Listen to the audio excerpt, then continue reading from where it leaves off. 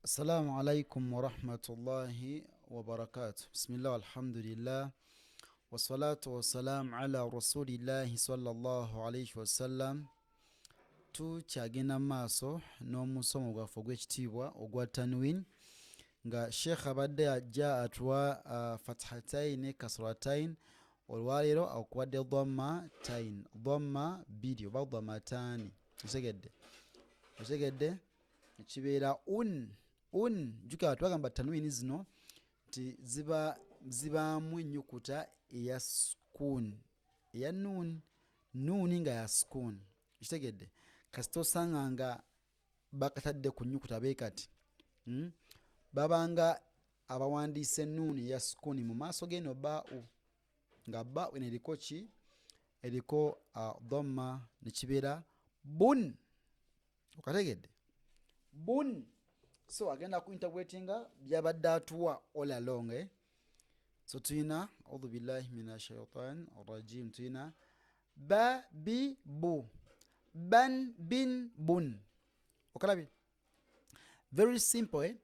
Ba bi bu, ban bin bun, sa si su, san sin sun. Okitegedde? Kati agenda kutandika okukola ki? Okunnyonnyola okuva yaddala ku ki? Ku ntandikwa mpaka wano waali. Naam. So naakuwa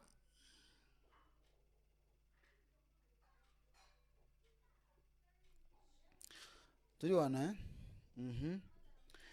amilu, amilun, amilun, kadem amilu, amilun, bashiran oba bashira, nadhirun, dhammatayn, nadhirun.